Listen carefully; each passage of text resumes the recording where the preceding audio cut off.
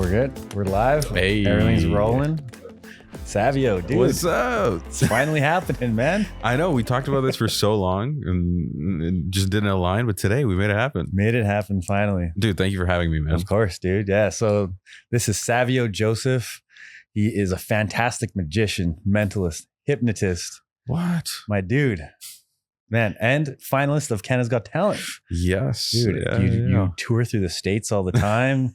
And I think, we'll get into all of that, man. Yeah, absolutely. Yeah, man. So, what are you working on right now? Oh, okay. So I mean, when you're watching this, I probably have already announced it, but I'm debuting my national headlining Canadian tour. So that's something we've been working on for months, and it has finally come together. And it's a fully independently produced tour too. So there's no one else except for myself and my small team. And we've scouted the venues, made it happen, and we're just excited. So we just launched that. And so that's the big thing I've been working on recently. Sick. And so when does it start? So it starts in November. So it's funny with these kind of venues, you have to book so far out. Like we've started booking venues out of last year, all the way into the beginning of this year. And so we've known for a bit, but just locking in the dates and getting all the dates to line up so that I'm not flip-flopping back and forth. It's like when we're out East Coast, we can do a bunch of the East Coast dates. When we're in West Coast, we can do a bunch of the West Coast dates. Yep.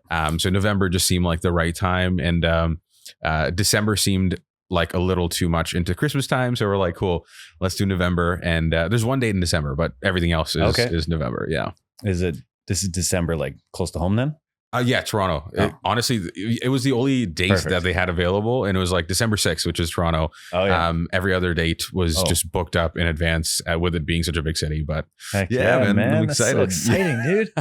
This is also the first place I'm announcing it too. I mean, I haven't been on another podcast or anything to mention it. So awesome. Well, exclusive. We'll get this out as fast as we can, so we can be the first ones. All right, let's get that.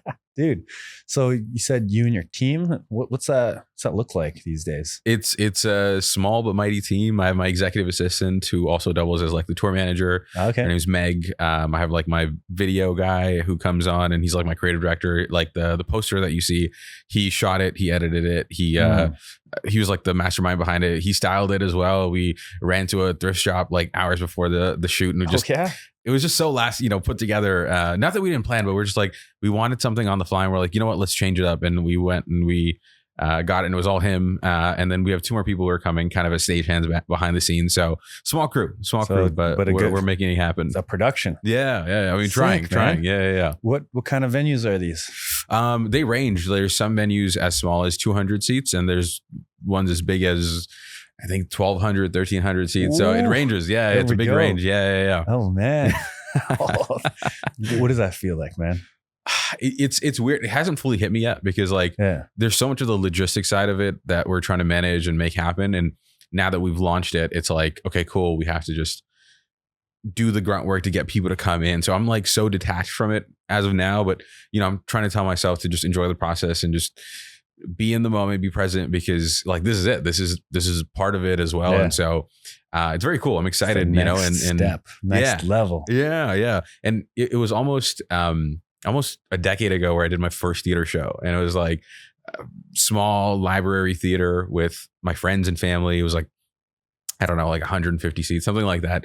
And it's so crazy that about 10 years from now, past that, I'm doing like a national tour. So it's so crazy that it's like a full circle moment. And I'm excited. I don't know. I mean, not that I don't know. I'm excited to see what the next 10 years also holds, Right. Yeah. That's a ton of progress in 10 years. Dude, we're trying. What happens in like that time frame. Sometimes you think about what could happen. You have no idea. There's a quote I heard from someone where I don't know who it is, but it was like, most people overestimate what they can do in a year, and they underestimate what they can do in 5 years. It's and I think the same thing applies to 10 years. If you look that far out, it's like you underestimate how much you can accomplish and change. And so this past 10 years has been a lot of learning, a lot of growing, and I'm excited to see what the future holds as well. Nice, man. Yeah. What's your tour called? Do you have a name for it? It's called Wonderstruck. Wonderstruck. Yeah. Sick. Took some time. We were going back and forth on a bunch of different names, and that was the one that just kind of called out to me, and I was like, something about this name just sticks. And so that's the name. Yeah. Oh, cool, man. I need to see this poster. Yes. We'll check it out. We'll pop it up. We'll pop it up here. It'll be here somewhere. Yeah. Sick, man. Okay, so yeah, that tour must have took a lot of time to plan. Yeah, I mean, honestly, like it's more the logistics of it that's complicated. Just every venue is different. They have different needs. They have different rules and things that you have to kind of adhere to. Like sound and lighting and all exactly. The tech and the merch and the food. And exactly. Yeah. And some venues are union venues, which are like a whole different ball game because they have their rules that they have to follow. Like, for example, if you have like crew coming in, like tech, front of house, whatever, there's certain hours that they can work and they can't. If you go over that, there's, you know, penalties. And if you're recording, there's other fees added on top. So those are more like union venues. There's like a few non-union venues we're also working with. Those are a bit more chill. They're, you know, certain things that we agree on beforehand, but it's pretty much, we kind of go with the flow with that. So it was kind of a process there. And again, the hardest part was dates, like figuring out what date makes sense and in what order. Right. And so because we're based here in Toronto, like if we're flying out again to Vancouver, I don't want to fly from Vancouver to PEI and then back to Vancouver. Like it just logistically does not make any sense, you know? That's so funny you say that because that's what my summer is like. Again, we've all been there. I've done it. And it's from the experience where I'm like, I don't really want to do this, but you know, if you need to, you do. But in this case, I'm like, because we have the time and because we're planning ahead, let's see if we can route it accordingly. And that was really hard because, like, again, venues book out ahead of time and it's out of your control. And there's a big thing in this world, which are challenges and date holds, which is, again, new things that I'm learning as we go, where people will just literally hold the dates. They'll be like, I might be touring next year, so let me hold, you know, this weekend, that weekend, this weekend, that weekend. And venues will hold those dates for them. And then after that, you have to go and challenge these dates, which it sounds so like we're going to battle. Do you have to like bid for it too? Not really bid. It's more so like if you're holding a date, it's guaranteed for you until someone else comes. And let's just say you're holding, I don't know, December 6th. And I say, hey, I also want that date. I'm challenging the date. And you get, it's like anywhere from 48 hours. Yeah. 48 hours to 36 hours to put money down as like hey, I'm confirming this as a lock. And then it'll go to you. If not, it'll go to me. And sometimes there's multiple challenges. So you'll go to a venue and you say, hey, so it's like, hey, can I challenge this? And you'd be like, yeah, you're the fourth challenge. And you'd be like, and you're like, I don't think I'm going to get it. But sometimes you get lucky. They'll go one by one and they're like, oh, they don't need it anymore. They don't need it. And they go to you and then you get the venue. Dude, I'm sure you went through all of that in the planning process. When did you start the planning? It was end of last year. End of last year was when I was like, hey, like I think next so year. A year in advance. Yeah. Okay. Just to kind of get the ball rolling, I was like, cool, what does this look like? I was doing my research, started like soft reaching out to venues, like what does that look like? And then like beginning of this year is when I like really double down on like, cool, like let's do this. I think it's feasible. The funny thing is I started and I was like, it would be really nice if we could do like 4 dates. I'm like, that would be very cool to me. It kept going. 4 turned to 5, 5 turned to 7, turned to 10 to now. I think there's like 12 or 13 dates on the full thing. And I was like, at one point I was like, let's just go all and let's make it happen. You know? Yeah. Oh, I love that, man. So it starts, November 6th. November 6th. Okay. Yeah. Also 1 full month. Yeah. November 6th. Oh, I don't even think about it. Yeah. November 6th to December 6th. I mean, it's not the full month because most of the venues we're doing, it's somewhere in the range of Thursday to Sunday. Oh, got it. So like I don't think doing a theater show on like a Monday or Tuesday, like, I mean, at least I'm not there yet. Depends on the person. If I was like Drake, I can, do a show on a Monday and people would show up. But like, I feel like it would be working against myself if I did a Monday or Tuesday show. So all the dates were like Thursday to Sunday. So it'll be like Thursday to Sunday, we'll stay out there. And then Monday to Wednesday, we'll come back. There's like one block where we just kind of stay in that city and just move to the next one. So yeah. I'm guessing Monday to Wednesday, you'll probably be doing like a media tour of some sort as well. Exactly. And then also just we're going to be workshopping the show a bit more and like figuring out what works, what needs to change, those kind of things. So it gives us that time and buffer in between. And then maybe some gig work in between, if it lines up, if we're in the city and it makes sense, Nice. Yeah. I saw like in adjacent niches, entertainment niches, where if they're touring, they'll advertise in that area. Hey, I'm available in your area from these dates. Yeah. And then they get like private gigs as well. It makes sense. It's like if we're anyway in the area, we can cut travel costs for you, which is usually like a big, chunk of the biggest costs. Yeah. So if we can cut that, it just makes a lot of sense for them, That's awesome, dude. And you've been working on like overseas stuff too. Trying. Can we talk about it? Yeah, trying. I mean, like again, the international stuff is tough because with regulations and rules, with like, how does it work? Like, if you come to a country and you make money, like the government, wants to know where the taxes go and all. So it requires visas and other kind of paperwork and things like that. So I'm always trying. I want to expand. I want to do shows outside of North America. I want it to be in, UK, UAE, like all these places. And it's a constant trial and error and seeing what clicks, what stays. And so, yeah, man, trying. Oh yeah.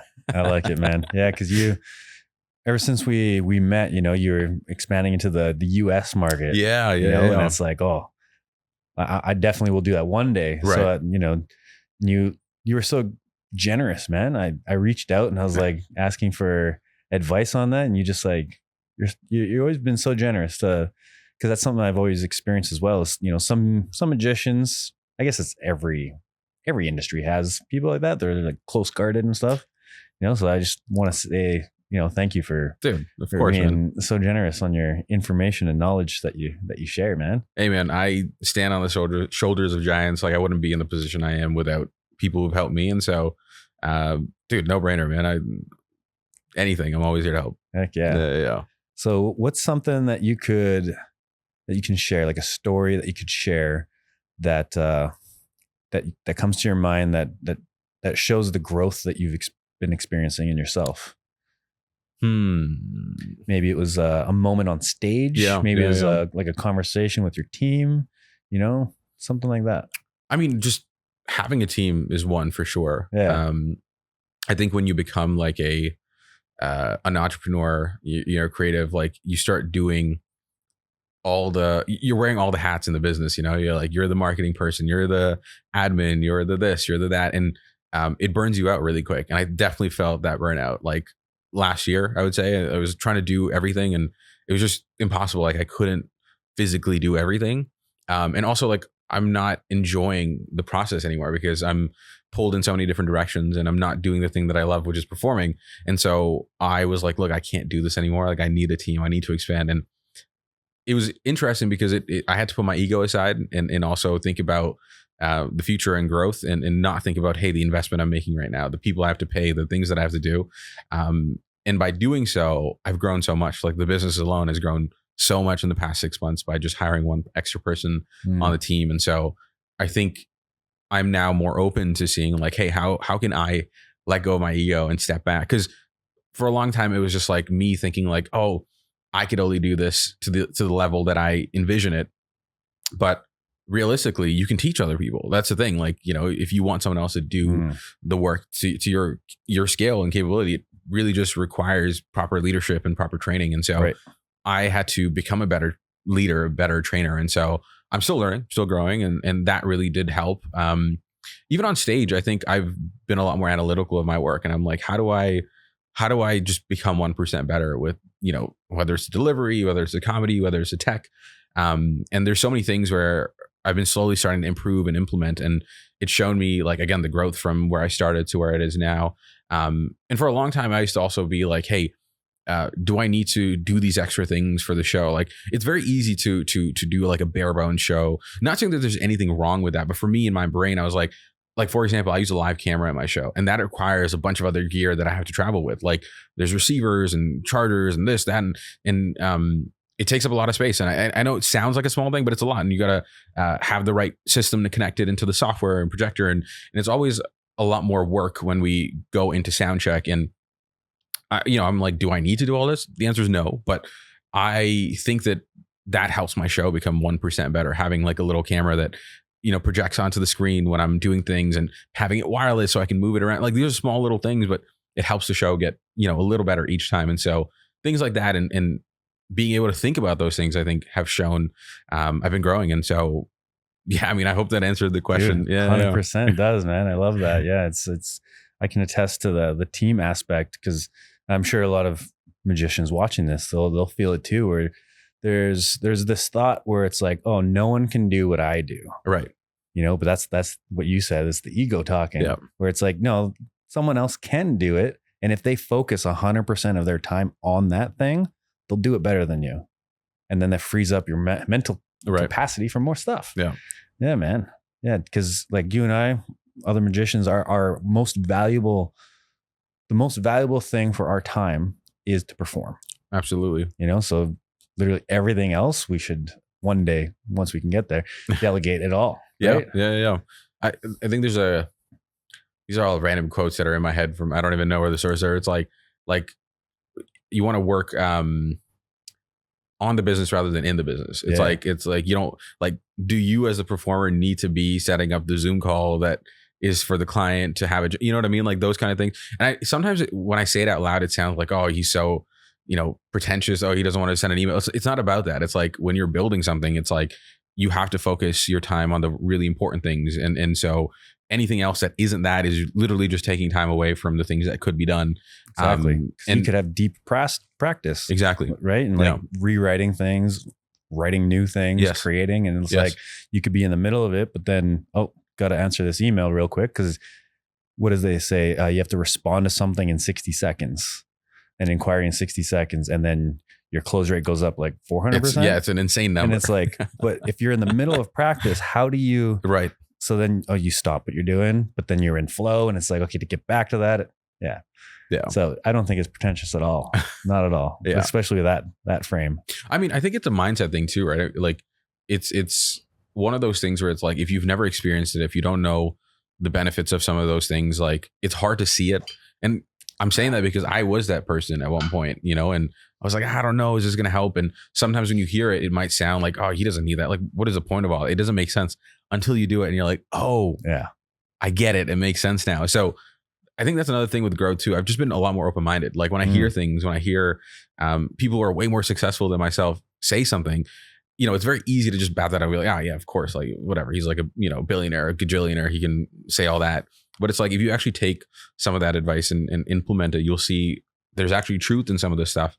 And like one of the big things with time was I read a book called Buy Back Your Time. And that opened my eyes so Martell? Much. Yeah. Dan Martell. Super cool dude. I've seen, social stuff. I've seen his stuff on social, and I read his book because it was recommended by a good friend of mine named Sam Demo. And that opened my eyes a lot. And again, putting the ego aside and just thinking outside of the box and seeing what we do in just in a slightly different perspective. Right. It just kind of opened my mind a lot to that. I love that, man. Yeah.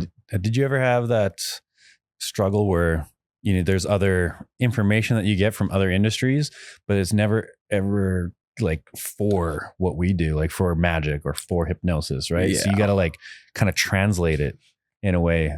And I remember a time when I would hear all of that, all these different pieces of info and be like, oh, it doesn't apply to me. Just thinking like magic was somehow completely different, but it's like, it's a business. Yeah.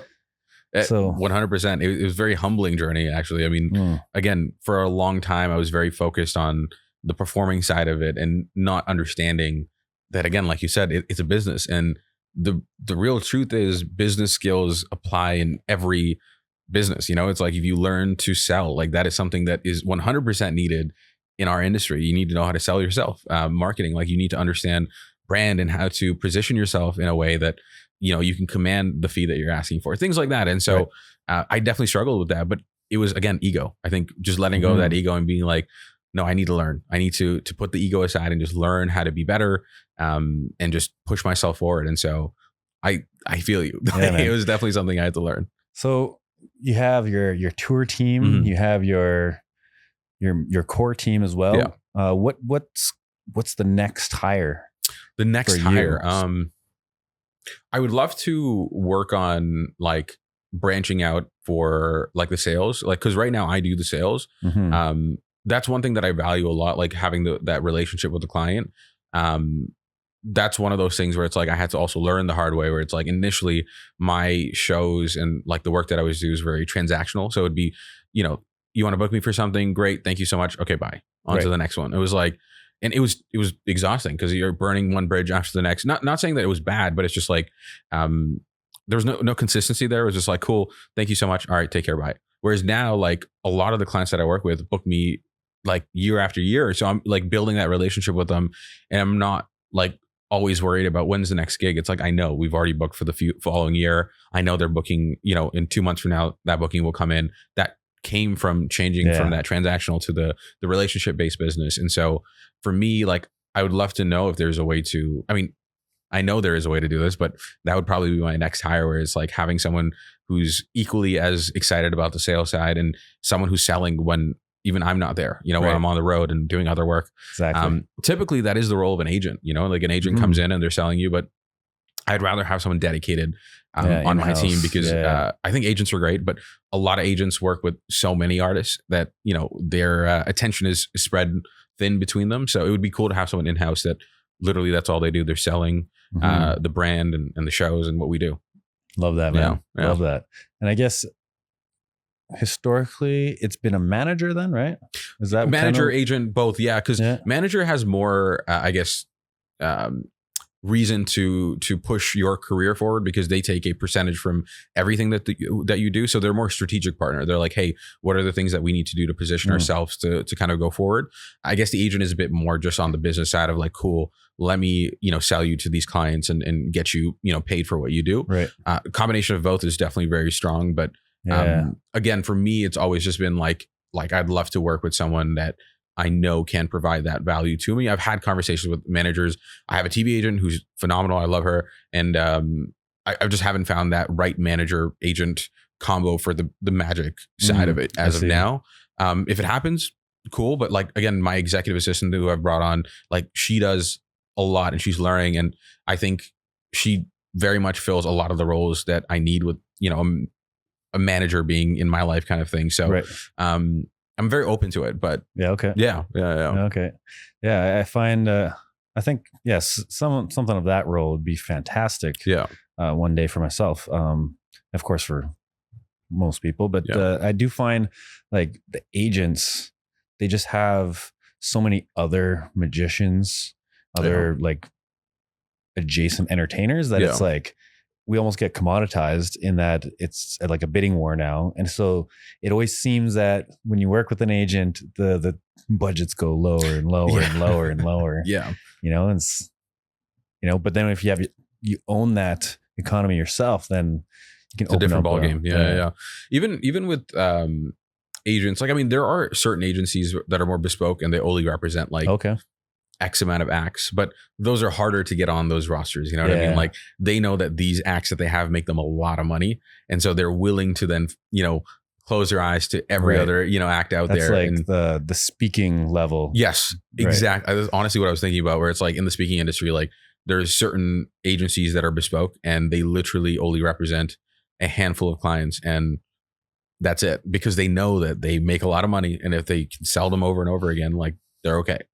You know, so maybe we'll find that one day, but in entertainment, it is a little harder because there's so many entertainment agencies and there's so many professional level acts out there that, you know, you really got to build a name for yourself for you to stand out and for them to want to represent you, and then also put you in the forefront and be like, cool, let me represent you, which is why sometimes it's actually nicer to start with an agency that's not as big because they're more willing to work with you as a rising artist versus they want to make it work. Yes. Versus if you go to like a really established agency, like, you know, they're going to give more time. Roster. Yeah, exactly. Yeah. I forget the name of this agency, but I remember opening it up one time and like the acts they represented were like Matt King, like David Blaine, like all these big names. I was like, oh, cool. Like, you know, this is, so it was like, I'd be like, that would be a harder roster to get more time on when you have all these big acts, you know? And so I wonder what Blaine charges. Be interesting. I wouldn't be surprised if his number six was figures. Yeah, right? of course. 100%. It's gotta be 100%. Like multiple six figures is what I would assume, you know, like, I think a number of years ago, there was an event that he did somewhere here in Canada.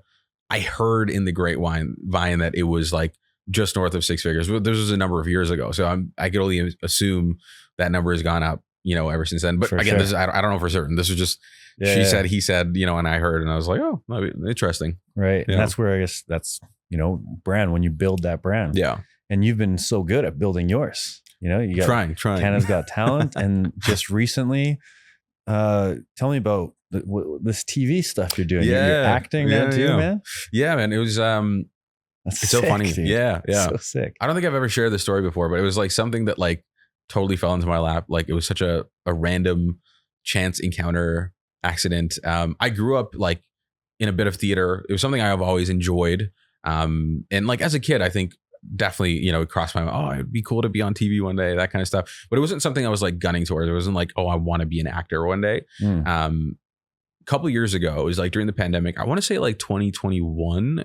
There was this app that came out called, what was it called? Clubhouse. It was like that talking. Yes, like the talking app. Almost like a group podcast style. Yes, exactly. Anyone can jump in and It was like TikTok, but for like audio. So like there's rooms that you can join with people and it's all random. And when it first released, it was like the super exclusive thing where like you needed to know somebody who had it. Like and Gmail. And they had to invite you. And so it was like a whole thing. And like my friend who worked, in the creator space, he knew some people, he got me an invite. I was like, oh, this is so sick. And it was so early that you had these big creators that were coming on. Like at one point I was in a room with Mr. Beast, like listening to him talk. I was like, what am I doing in this room? Like, what's going on here? And it was just so weird. Like the access was crazy. Like at one point, I was in a room with, and this is not me name dropping because I was just also equally as like, what the heck am I doing in this room? Like, who's the guy that went super viral? Chocolate Rain, is that right? Oh yeah, that guy. That song, yeah. I don't remember his name. Yes, I just remember the song. Like on YouTube, like early YouTube, like he was viral before viral was a thing. And we're in a room together, we're just chatting. I was like, what the heck? It was just so weird because it was such a new app and like people still didn't know how it worked. And like there wasn't followings on this app. So like even people who had millions of followers, they only had, a small following here. So it was so much more accessible. Anyway, I say all this to say we were just going through the app and I was just scrolling one day and it was like 2 a.m. and I go into this room and it was a room full of people. I didn't know what was going on. And they brought me up on the virtual stage. That's how it works. So you're in the audience and then you can go up onto stage and there was unlock your mic type of thing. Exactly. And you unlock your mic and then you can talk.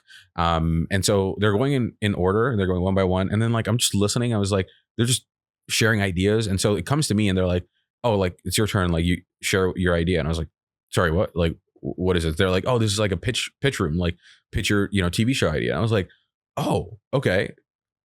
And then like I like in that moment just kind of froze up. I didn't know. I put on the spot and I was just like, okay, I have this idea where I'm like a magician. I'd go into town and I'll do magic for people on the street magic, and I got absolutely ripped to shreds. It was like it was comical. Like I was laughing because I didn't know who these people were. Like I was just like, this is strangers on the internet. It's like 2 a.m. I don't even know. And they were like, oh, this is the worst idea I've ever heard. Like you're like every other filmmaker, so selfish, only think about yourself. And I was like, whoa, like there's a lot. Cause I'm like, I don't know who you are. Like, this is just a random room. Like you put me on the spot and I shot my shot and I, made this thing.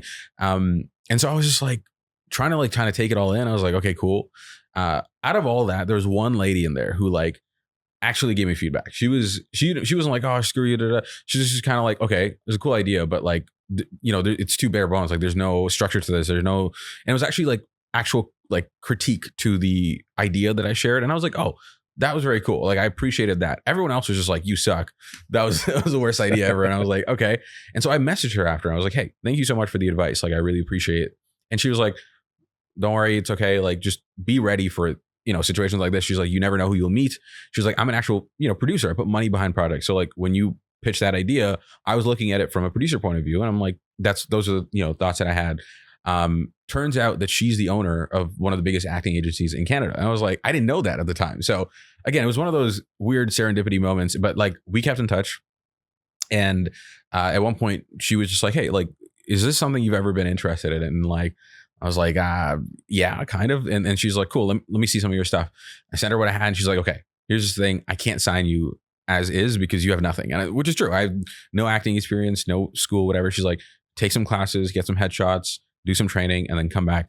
So I did that. I went to, acting classes for a couple months and got some new headshots and worked on my skill a little bit. And I went back to her and she signed me to her agency. And ever since then, I've been, trying to get a foot in this world of acting. And it's a very slow world, but it's been very cool and very interesting to see that side of it as well. And so it's so crazy because if that didn't happen, like so many things in my life wouldn't have happened the way it did. Like, oh yeah, I have a visa because of that agent. Oh wow. Like, so if I wasn't on that app at that specific time, and if I didn't meet her, what? I wouldn't have this US visa. I wouldn't be touring, doing all these things. So it's so weird how these things happen and line up. You know, it was just such a crazy coincidence. And it like the thing is you were ready for it.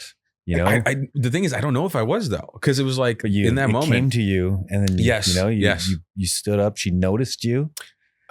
It's so funny. Like yes and no, because it's like in that moment, I technically wasn't ready because my pitch was really bad. Like, all honesty, like it was just a random pitch that I was like, cool, it would be amazing to do a street magic show. Yeah. But I think that's a dream that every magician has. It's like, cool, I'd love to have a street magic show. So it wasn't like a unique, selling point or anything, and I had no credits. This is like pre Canada's Got Talent. This is pre everything. So it's like some kid and being like, hey, like I'd love to do a TV show. So it's like, I technically wasn't ready, but I think just taking my chance there and just being vulnerable is what led to that. If I didn't take a chance, if I just was like, I don't know if I'm ready, and just didn't say anything, then I wouldn't have met her. Oh, wow. Hey, yeah, dude. Wow. And then also reaching out after, dude, just following up. Following up. Yeah. And just because, again, it wasn't following up and be like, hey, sign me, let's do this. It was just kind of like, hey, thank you. Like, I appreciate the advice. And then that led to more conversations, that led to her, following me on social. And then she's now seeing the work that I'm doing, and then seeing your progress over time and your successes. Yeah. Oh, incredible, man. Yeah. It's such a crazy story.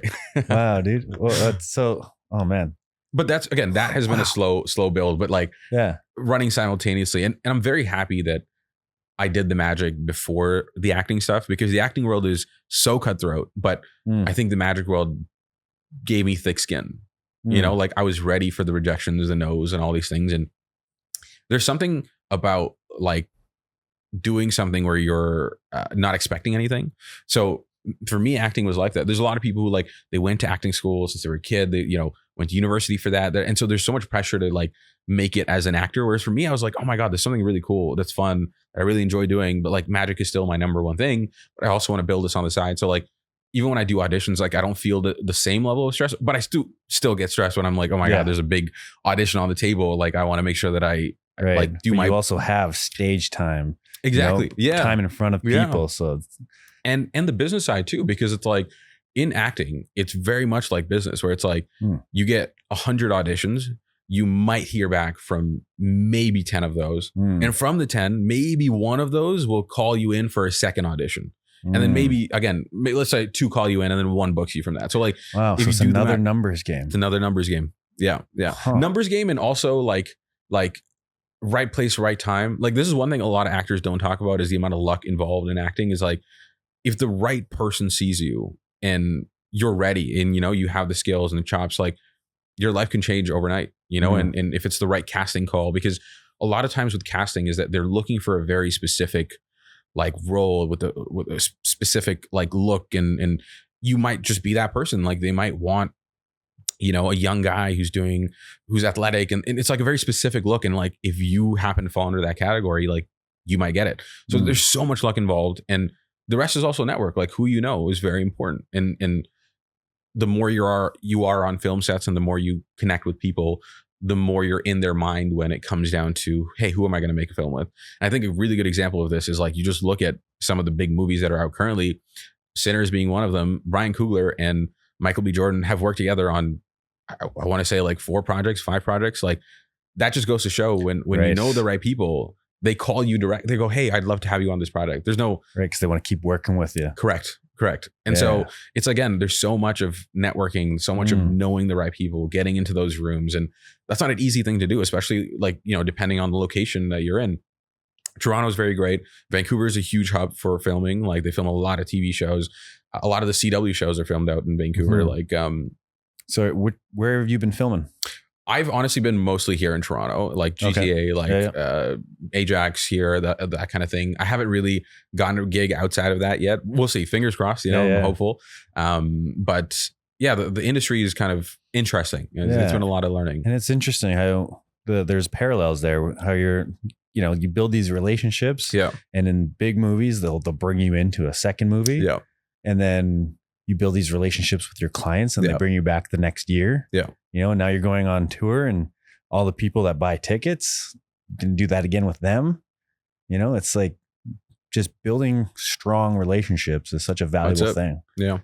Actually, the movie that you were asking about, it's like a Christmas Hallmark style film. That's what I shot. Okay. And that actually came from me doing another project, because I did like a really small role in another project. It was like another similar type. They saw me there, and they were the ones who called me back to come do this film. So like, again, it just goes back to show like, you never know who's watching, A, and then B, it's like every project has the potential to go somewhere. And so it was nice because magic, I've been doing this for a long time, and I'm like building, and you know, I still got such a long way to go, but I have some flight time, you know, with magic. With acting, it's so green, it's so new, and it's so humbling, because it's like I'm starting from literally ground zero. And so I'm going to go do a film for free, because it's like, it's not my magic business. It's completely different than that, you know? So it's kind of nice having the duality of both. That's cool though. Yeah. And I mean, your face is going to be seen on more screens. You know? It's a funnel, you know, at the end of the day. Great you know? for your brand. Yeah.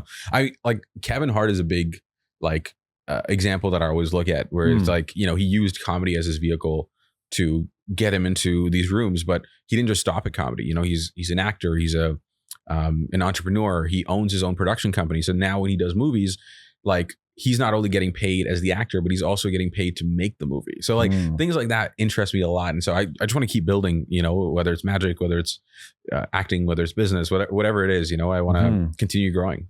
Yeah. What's your big quote unquote outlandish goal? Outlandish goal. I mean, I don't think any goal is outlandish. I mean, I think everything is just it's just time away, you know. It's just like it's something that will require time. But for me, I'd love to do an arena tour. Like that's definitely up there. Yes. You know, I'd love to. I don't think any Canadian magician's done an arena tour before. I could be wrong, but arenas, as in like Scotiabank Arena. Scotiabank. Yeah. Has any magician ever done Scotiabank? I don't think so.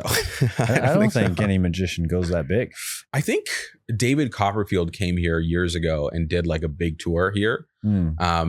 But I don't know if he did arenas, but I know he did some really big venues for sure. Yeah, because you know, I've been thinking too, like how does someone even do that? You're surrounded 360 degrees, you know? Yeah.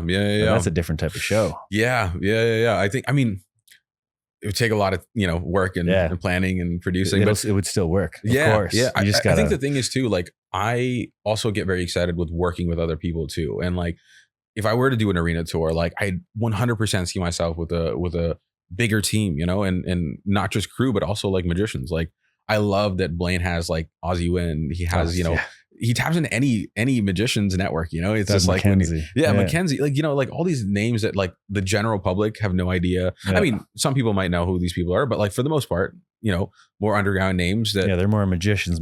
Exactly, right? And but their thinking is so brilliant. And I think for me, I'm more invested in the end product, and I can put my ego aside and say like, oh, yo, like I do work with people. You know, I work with people way smarter than I am, and we work together to make something cool. So I'd love to do an arena tour with the brightest minds of magic, who we come together to make, you know, a show that can tour an arena. That's right. You know, I love that vision, man. Love that vision. Yes, sir. That'd be so sick.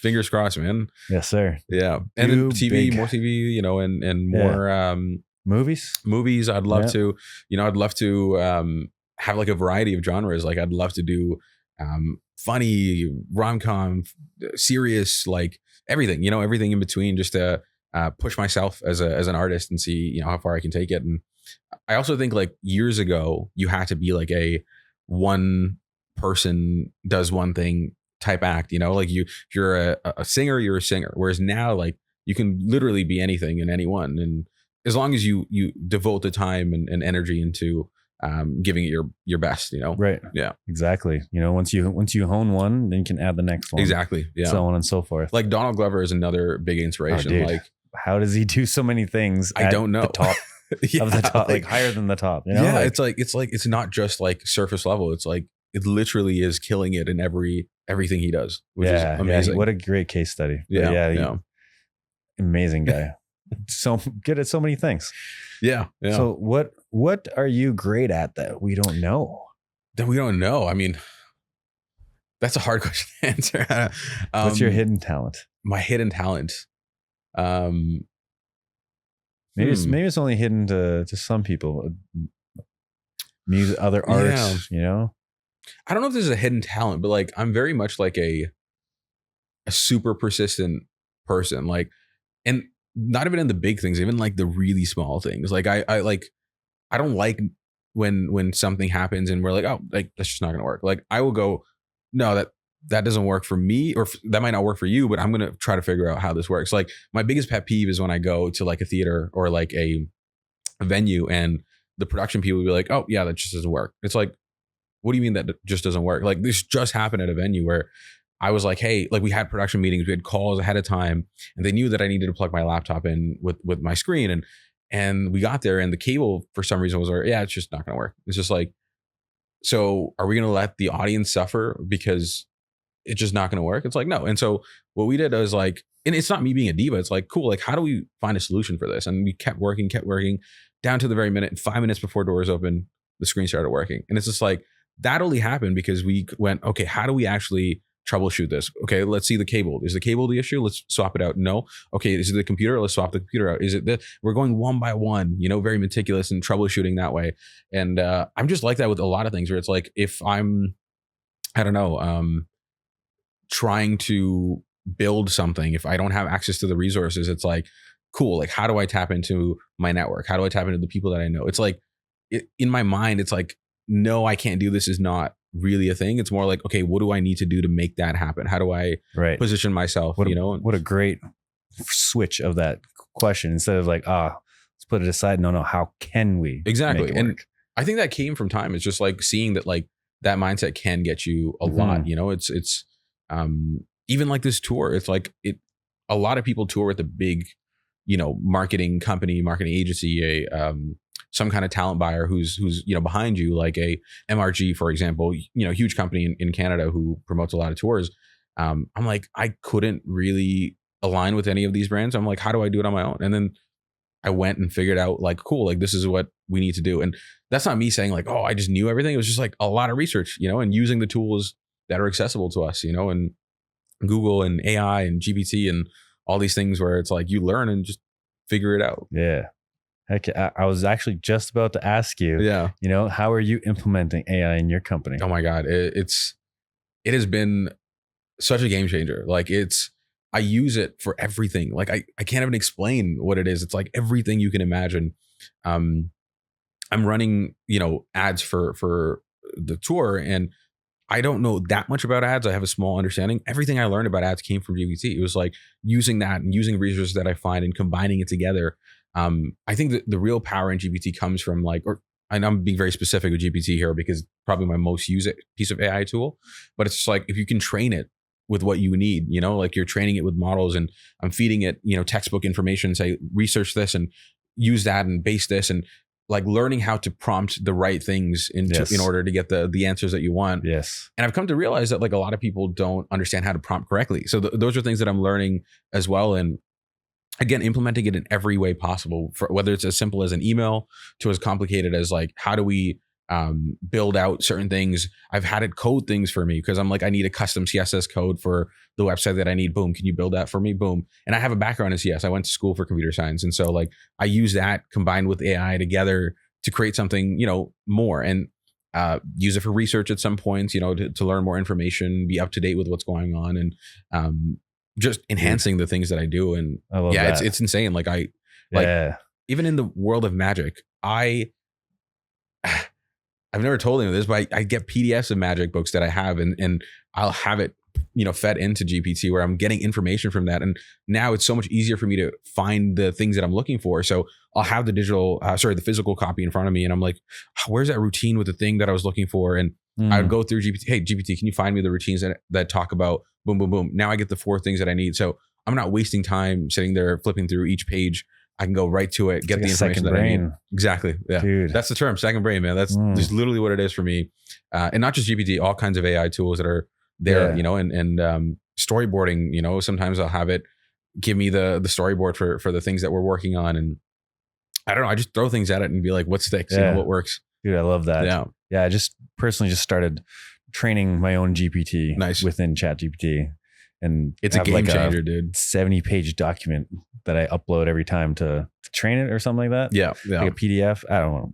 I'm still learning, but there's a lot to learn.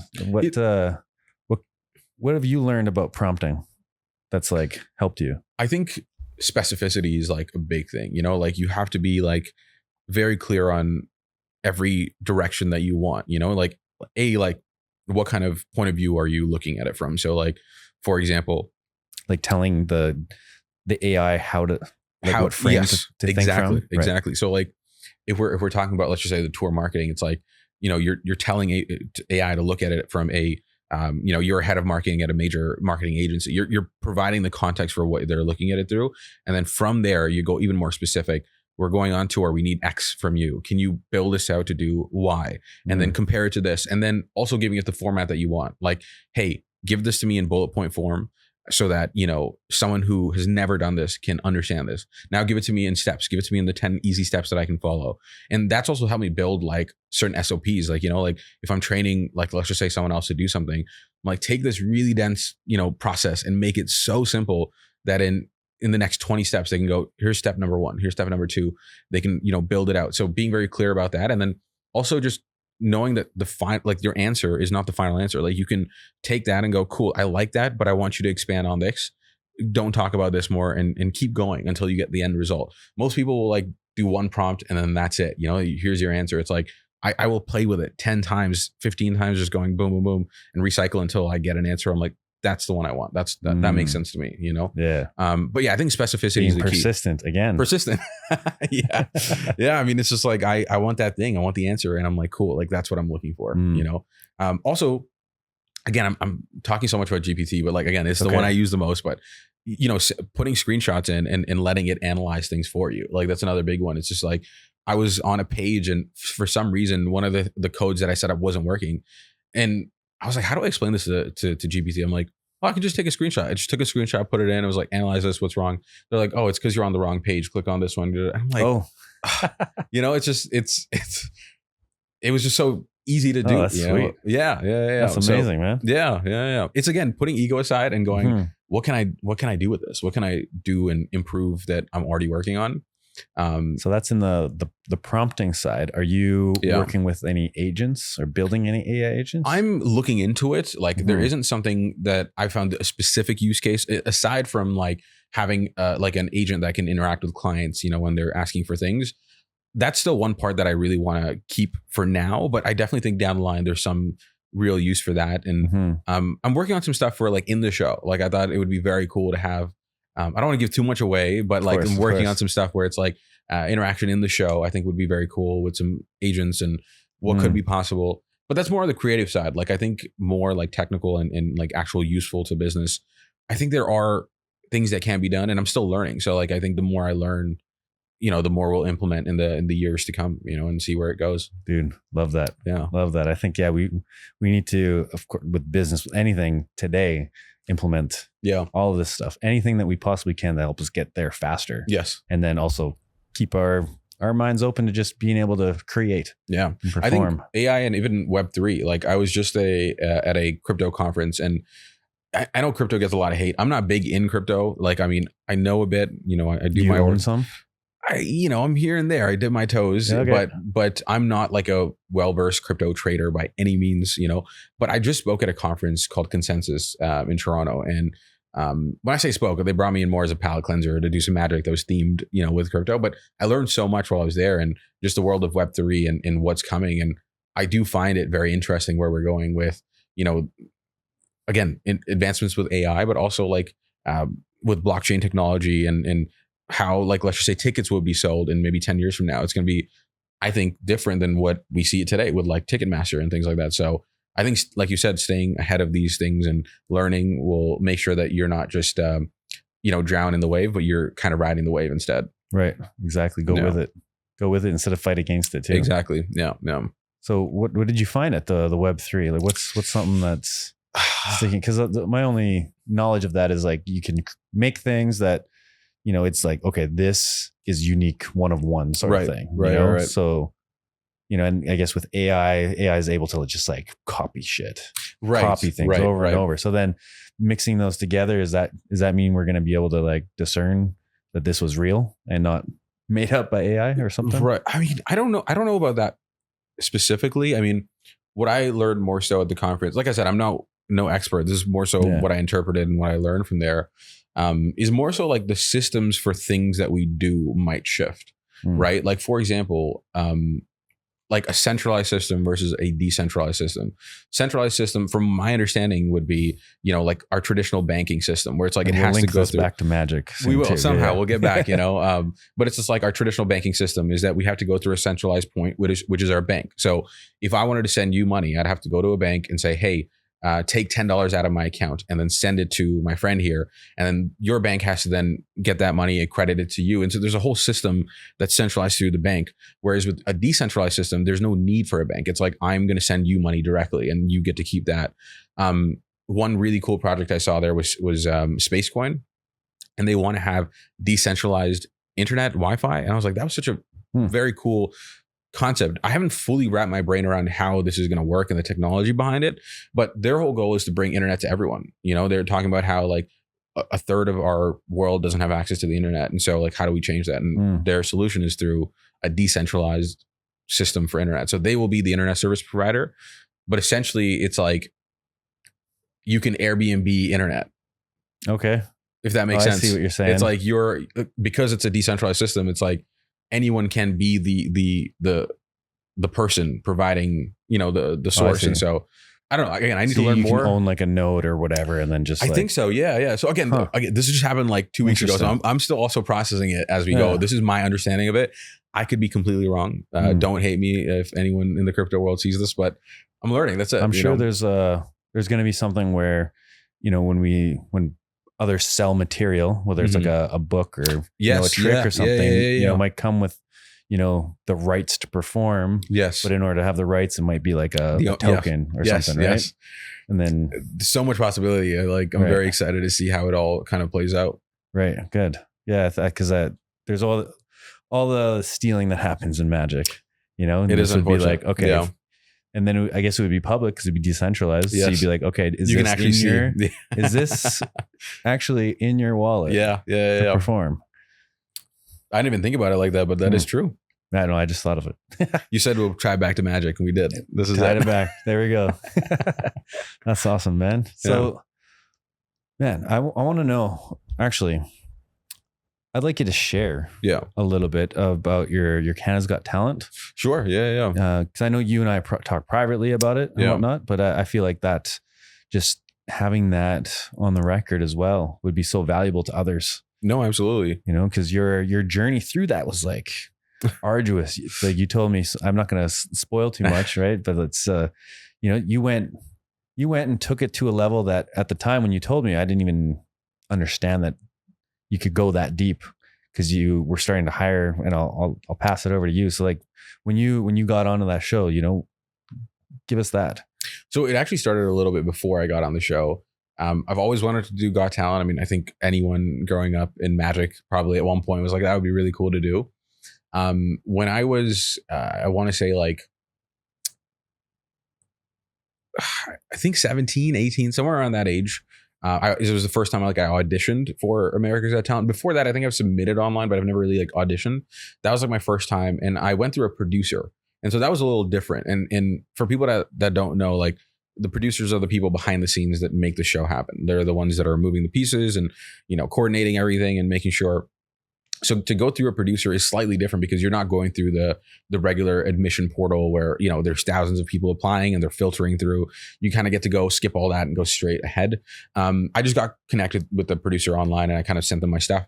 And I got really excited because they're like, whoa, your story is very cool. We'd love to see more.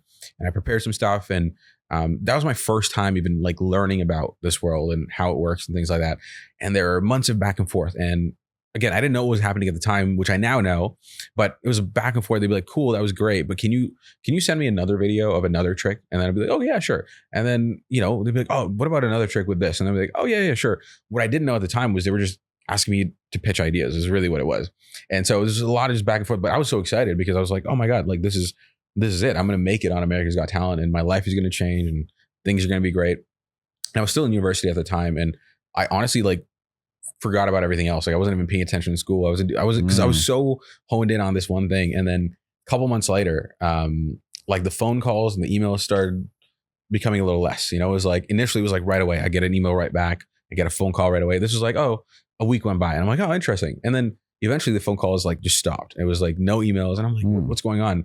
And eventually I got a call from like a random number. And it was, one of the producers was like, hey, Savio, like really sorry to tell you, but like, you're not going to be, advancing for this season. And I was heartbroken. I was just like, oh my God, like I wasted 8 months of whatever the time frame was, however many months of my life, so focused on trying to get this one show. And how old are you then? I want to say I was like let's just say 18. Like it was like my first year of university, like, whatever age I was at that point. And I was just so devastated. I was like, oh my God, like I thought this was going to be my like big break. And so, and the reality hit and I was like, oh, I have been neglecting all my schoolwork and now it's all piling up. And, like it was like a weird time. My uncle passed away during that same time. It was everything all happened at once. And it was such a weird time in my life where I was like, I wasn't really sure like what was next. And it was kind of like reality hit really quick, but I'm very grateful for that moment because it started my like journey of learning more about Got Talent. After that, I was like, okay, I clearly don't know enough of this show. I need to learn some more. And so I started doing research. I was like calling people, messaging people. I'm like, hey, what is this about? And there's some few key people that really helped, like give me more insight on what Got Talent really was. And again, this is like I said before, where it's like it's about who you know. And like I had people connect me to people who are on the show, and knowing someone who's on the show changed everything because they gave you the behind the scenes that again you can't find online. Like this information does not just loosely exist online. So it's like learning from them and understanding the behind the scenes and what the show is, and understanding that this is a reality TV show, understanding that is the context that you're playing in. It's not just a talent show where you're going and earning a prize. It's a reality TV show. Define that. What's the difference then? The difference is that one of them, you're thinking about it from your point of view of hey, I'm going to go on a talent show and show the world my talent and then win a prize. Thinking about it as a reality TV show, you're thinking about it from the hat of the producer, of the people who make the show. Those people are looking to make a good TV show. They're not looking at, oh, like we need, again, it is called Got Talent, but at the end of the day, they're looking to make the best TV show that they can. So in order to do that, they need to have specific types of acts. They need to have acts that kind of fit the categories and acts that are able to understand the dynamic of what reality TV is and being able to play into the crowds and things like that. And so that started my journey of learning more about the show and again, asking more people about it. And I tried again. I think the following year I tried again. And it was a similar experience where it was like a bit of back and forth, and by the end of it, they're like, sorry, it's not happening. But this time I wasn't as like devastated. I was like, okay, got it. I'm like, back to the drawing board. Like, what do I need to change? So then I was like, okay, there's things like my story. I can fix that. I can craft my story, not to be like, not to lie. Like I don't ever condone going on the show and lying about your story, but like, there's a way to tell your story, right? It's like, how do you improve that? Like, how do you position it in a way where it's like, oh, like this is such a compelling story, right? So I'm learning more about that. I'm learning more about the act. It's like, cool, we need to have an act that makes sense and that's combined with my story and that can flow. And try it again the next year. It was another no. But again, I'm still learning. And there's a couple of magicians who, again, I reached out to who were very kind and very gracious with their time. And they shared a lot of behind the sscenes. I was like, that makes sense. That's probably why this didn't work. Like magicians that have competed on the Got Talent stage? Yeah. Okay. And it was like, again, their advice also helped a lot. And which is also why I'm also so open when people ask me about this stuff, because it's like, again, if those people didn't help me, like I wouldn't be able to do what I do. So like when people ask me about, I'm like, I'm an open book. What do you need? Like, let me share what I can. And so that didn't happen again. I tried again. It didn't happen. And at that point I was like, I don't get it. Like, why is this not working? Like I've been working so hard. And again, man, I don't know what it is with these coincidence, serendipity kind of things that happen in my life. But I graduated university, and again, that summer I was very confused. Like I graduated into COVID, and I was like, I don't know what I'm doing. I want to continue, doing magic. I want to do this TV stuff, but nothing's working out. And that month that I graduated, I see a video, and it was Simon Cowell saying, hey, Canada, we're bringing Got Talent back to Canada. I was like, whoa. And it was one of those moments where like, I cannot explain. I had goosebumps. Like in that moment, I knew. I was like, this is why I failed at America's Got Talent all these years, because this is the show that I was meant to be on. And like, not even ego, just like purely, it was just like adrenaline, instinct. And I was like, this makes sense. Like, this is why. And from that point on, I was like, how do I position myself? And the crazy thing is, because I got rejected so many times, I already knew everything they were going to ask me. Like when the producer reached out and was like, hey, we need this. I was like, here you go. I was like, oh, you already have? Yeah. What else? You need this? How do you already? I already knew. I already knew what they were going to ask. I knew what to expect. I knew, like, it felt like the ball was in my playing field this time. You know what I mean? Like I knew. You're in the driver's seat. Yes, I was in the driver's seat, and I was controlling the story. Not controlling. That sounds weird, but it's like I was controlling the narrative and being able to guide them in the way that they needed it. And this goes back to what I was saying earlier. I learned that it was a reality TV show and that I have to play to that. And so I understood the rules of the game. That's the honest truth is I learned the rules of the game and I was like, cool, now it all makes sense. Let me start to play within those rules. Okay. You know, and let me be clear. It's not about being fake. It's not about, you know, manipulation or anything like that. It's understanding that like, these are the rules of the game. Mm-hmm. And they're looking for something specific. Correct. Yeah. So if you can feed them what they're looking for. It's how do you change the perspective of the story? I didn't change my story. My story was still the same. I'm still the same kid, the same magician, but it's just the perspective on how do I tell the story changed. That's it. And so learning that gave me the upper hand when I went into the show. And funny enough, for this one, I didn't even go through a producer. I said, I'm just going to go through the regular submission page. I waited till the last day of submission, sent in my video. The next or a couple days later, I get a phone call. It's like, hey, we want to know more. And then from there, it led to, can you come do the show in 2 weeks? Boom. From there, it was. Love that. Yeah. It was just, it was a wild ride from that point on. And that's just leading up to the show, right. You know, and then from there, there's a whole saga that exists after.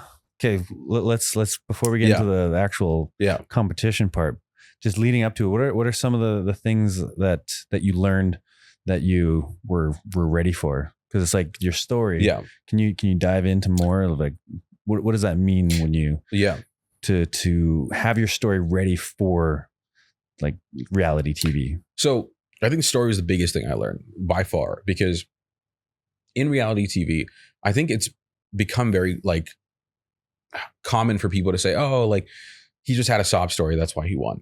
And the thing is, you need to take a step back and understand, why did that story, quote unquote, help them win, right? It's like stories that have conflict, stories that have something that people can hold on to, that's tangible. Something that someone at home can be like, oh my God, like, I can't believe this, you know, oh my God, like, I want to root for that guy. You know, how do you create a story in that? And that was my turning point. And it was like, so initially when I was telling my story, it was very much like, oh, I'm just an aspiring magician and this is that and da da da da. And, you know, it was basically everyone's story. It's like every magician is an aspiring magician who wants to make it one day. And that's not a unique story. I had to shift it to, what is my story? What is my spin on that? And how do I create conflict? How do I create something that like an audience at home can hold on to? And my shift was, you know, I just graduated university and I'm at a crossroads in my life where society is telling me to go one way, but my heart is telling me to go another. Do you see how I've already set up a fork in the road situation where it's like the audience is already like, oh, whoa, like he has to decide between these two things. And it's one is his heart and one is what other people are telling them. It's something that a lot of people can relate to as well. Right. You know, it's a lot of people have been in that point and they chose one path, which was what society told them to do. And they want to see, how do we get this kid to choose the path that he loves? And so that was like, you know, to the point where that was the story where I can share it, you know, like the back of my hand, because it became ingrained in me. Like that is my story. Mm-hmm. And again, there's nothing fake about that. That is truly my life. Like I graduated, you know, I came from an immigrant household. Parents wanted me to, you know, go to school, which I did. And afterward, you know, they wanted me to get a good job and be okay and settled. Whereas my heart was telling me I wanted to pursue my passion. But you see how that story had to be retold in that way so that it makes sense for the mold. And I positioned it where Canada's Got Talent will be my deciding factor. That was my like little, what's the word? Tension point where it's like, CGT, I want you to help me make a choice. Like, do I follow my passion or do I listen to what other people want me to do? Right. And so I painted them as the hero, right? It's like if like the audience, CGT as a show, CGT, really. Yeah. Cause I'm like, CGT gave me the platform to follow my heart, you know, and do what I wanted to do. This goes back to understanding what the show is about. And again, if an act goes on and gives them a really good story that has, you know, those elements that they're looking for and also paints them in a really good light, like the chances of you getting on that show is a lot higher. Right. So that's what I mean when I say, like, you think about these things a bit more and how do you structure this and position yourself in the correct way. And so, yeah, man, that was it. And then like that again, when they asked, hey, like, tell me more about yourself. What is your story? Right. I was ready. Like I told them my story and they were like, whoa, they didn't change a single thing. Like, whereas before in AGT, I would tell them and they'd be like, oh, that's cool. Like, can you tell me a bit more? What else do you got? And so they want to know, right? They want to know, what is your thing? They trained you. That's amazing. In a way, I mean, because they don't even tell you. CGT, they don't even tell you like what's wrong. They don't, AGT never mentioned like, oh, this doesn't work. It was more so again from talking to people and just watching videos and acts, and I'm like, oh, like I can see it. I see how the story is being told. Again, goes back to think like the producer, not like the guy who wants to be on the show. When you were deciding on your performances, what type of research did you do with the other Got Talents? I watched every Got Talent video I could, like especially Magic. I mean, there's too many Got Talent acts to watch everything, but all the Got Talent Magic acts that I can see, I would watch them. And I'm a very like logical guy. Like I look at numbers, I look at things, and so I would look at this and be like, oh, he got 4 yeses. Why did like what made sense? Like what worked for him? It's like, oh, he had a piece about interacting. I noticed like a trend. I'd be like, oh, like every performer that actually used all 4 judges had a higher likelihood of getting a yes. So it's like, those are small things where I'm like, cool, let me put that into my act. Oh, I need there's a interaction piece that builds into an end. Boom, let me incorporate something like that. Oh, a story piece that actually links everything together, brings some tension into the room.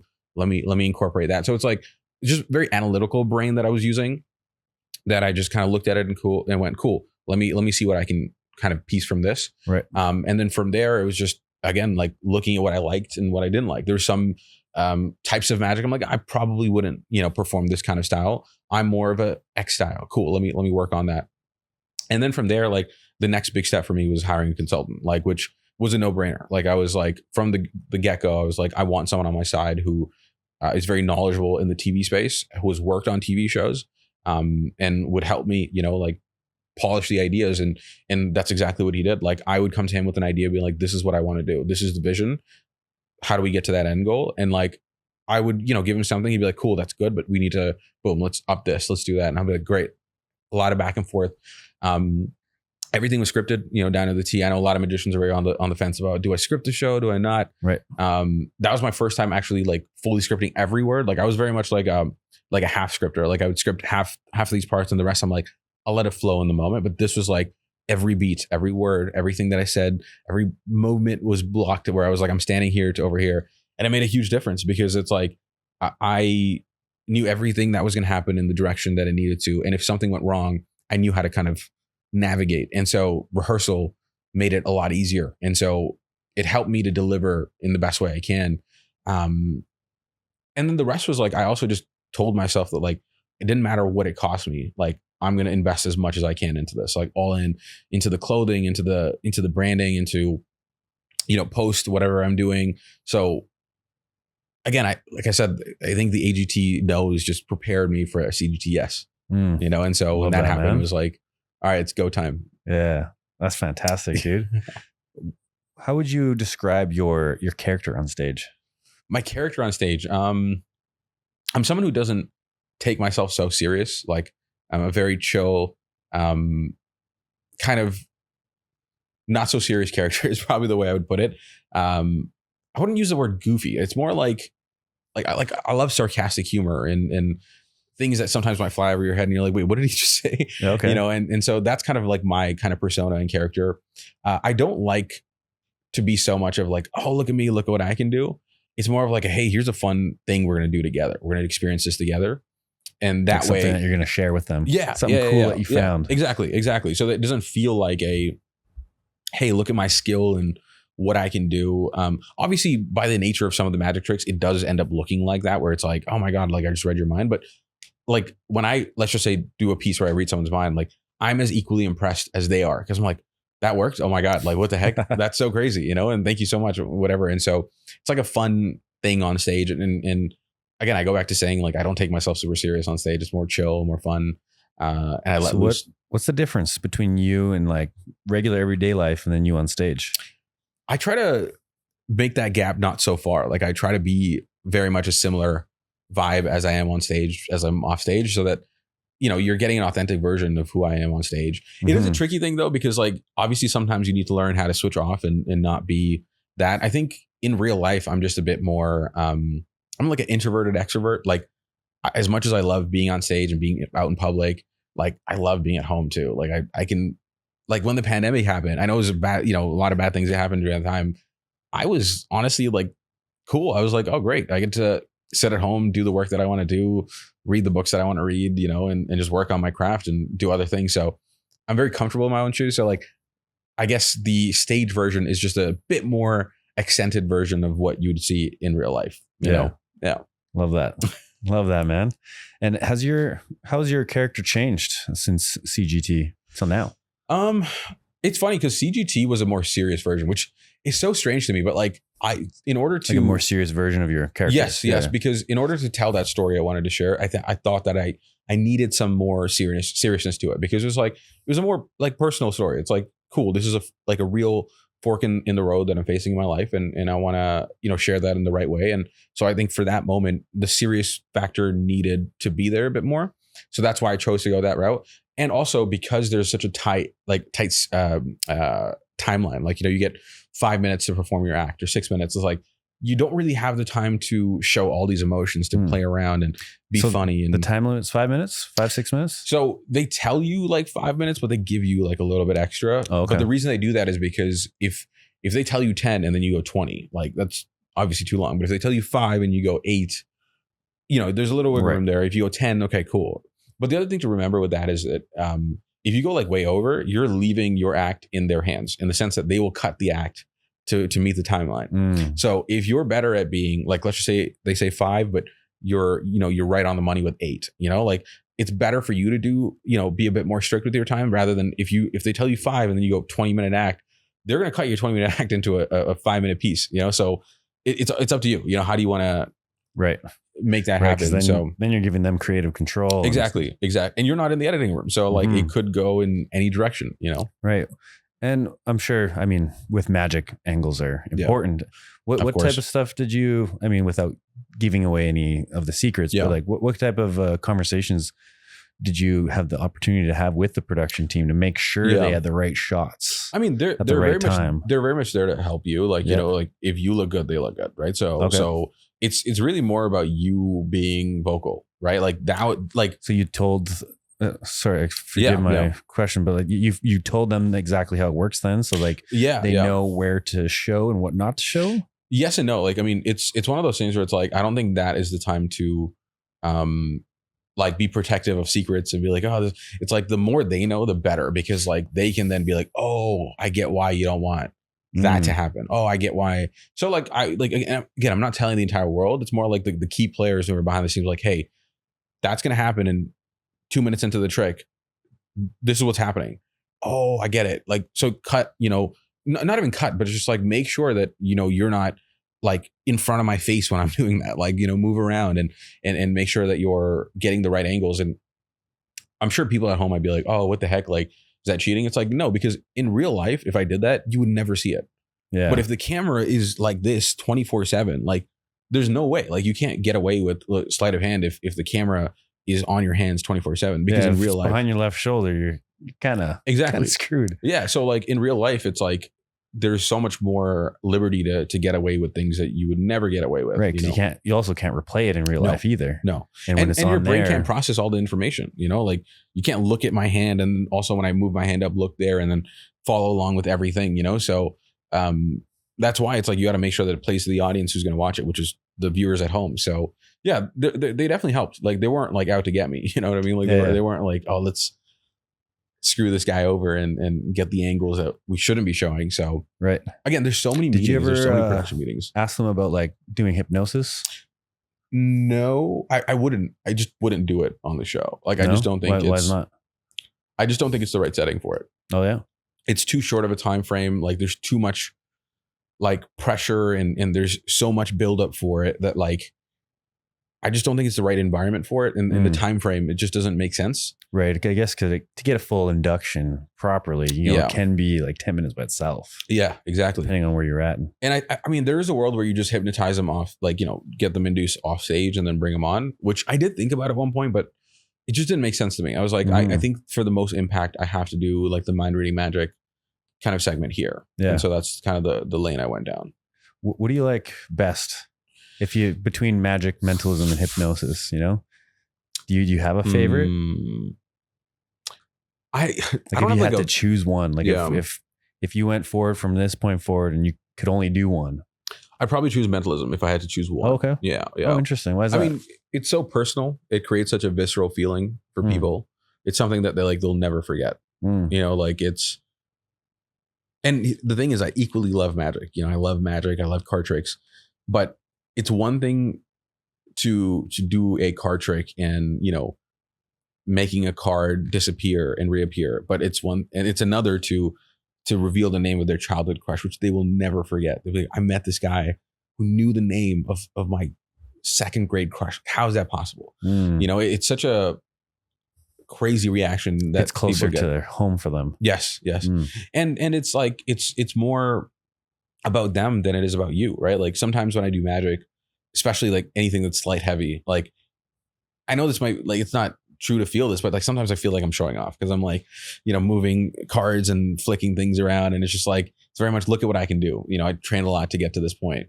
Whereas when I'm reading someone's mind, doing something like that, it's like, it doesn't feel like that. But I mean, people obviously be like, oh wow, like how it's like a skill that you developed, whatever. But yeah, I'd probably pick mentalism. But hypnosis to me is probably like the closest thing to like pure entertainment, because it's like there's literally no props. Yeah, it's you, your voice, a microphone, maybe some chairs. Like that is like, the closest thing to like real pure. Because for me, comedy goes number one. Yes, I was just about to say. It's my number one, right? Yeah, and so you fly with nothing in your pockets. You're good to go. Yeah, like I've been backstage with comics before. I'm envious because like there's one show where I was at, and like it's like 5 minutes, 10 minutes till like the show started, and the comic's not here. His flight was delayed. He got there like 5 minutes, quickly, boom, changed his shirt out, boom, boom, boom, on stage in 5 minutes. I'm like, I could never do that with like a magic show, because it's like there's too many prompts, there's too many things. Yeah, even with music. Yeah, that's what I mean. Like plugging things in. And any entertainer, comic is just whatever's in there. It's whatever in your head. Yeah. And it's just like, you just need literally a mic and then you're good to go. So I'm envious of that. And so hypnosis will go up there because of that reason. Right. But I just think mentalism creates such a visceral feeling in people that like, it's just, you can't top it. Like it's so good. And you can, like, it's close to hypnosis. Like you can, like I can do a mentalism show with like stuff that's in like a Ziploc bag, like enough material, to do a show. Small, flat. Yeah. Which is nice. On your person. Yeah. I feel you. Yeah. Mentalism is great. Magic's great too. I don't know if I could choose. This is what I mean. Like I love them all equally. Like they're all my babies. Like it's like saying choose between a baby. I just think I just went with mentalism because of the fact that it's so, again, creates those feelings, and it's also like so travel friendly is the other big thing. Like if you want to travel and do shows, like it is hard if you do like a big magic show and like you have these props and you got to wheel those around. Like it's like hard a big illusion show. You need a semi. Even without an illusion show, like think about like a magic show in general, like without any mentalism, like just pure magic, where it's like you do need things and props and whatever. Whereas like for mentalism, like what do you need? Like a notepad, markers, some envelopes, some paper, a book. Right. Exactly. That's and a then 40-minute show. Members. And audience members. That's like a 45-minute show right there. Paper clips, elastic bands, like these are things you can just go and buy from any store, and really on the fly create a show if you really needed to. So you're for Wonderstruck. Yeah.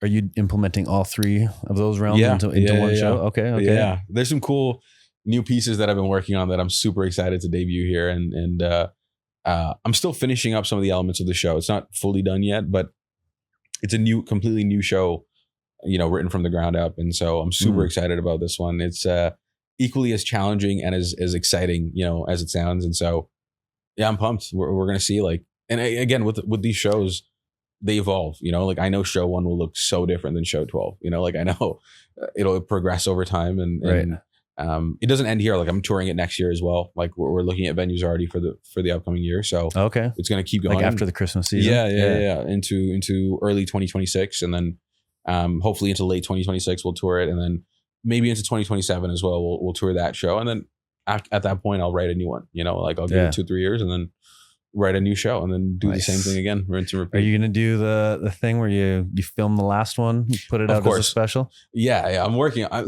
I want to film the last one because it's in Toronto. So that'd be a nice little touch. But I do want a couple more shows under the belt with it. Like show 12 is, 12 shows is a lot, but it's not, it's not 25 shows. It's not 30 shows. Like I'd love to, film it at the end of like maybe a 40, 50 show run and then put it out to the world. But we'll see. And maybe at show 12, it'll be ready to put out. But we'll see. So nice. I'll be filming all of them, but like properly film. Yeah. Toronto.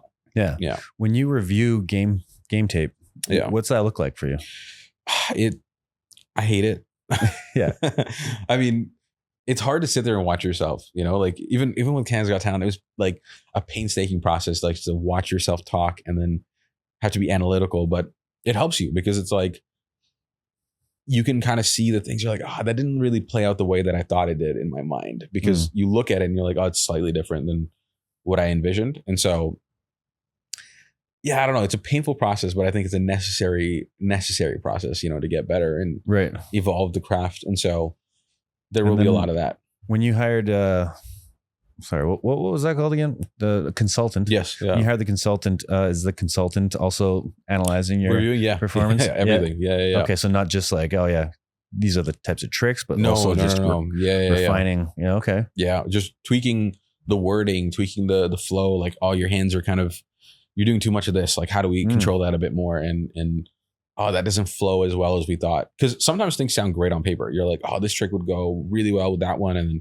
when you do these together, amazing. But then when you do it, you're like, that didn't really flow the way I thought it would. And so there's a lot of fixing and making things tweak, Right. Yeah. Amazing. So Wonderstruck, again, brand new show. Yeah. I'm sure there might be some stuff from previous, or is it just like a whole new concept, whole new?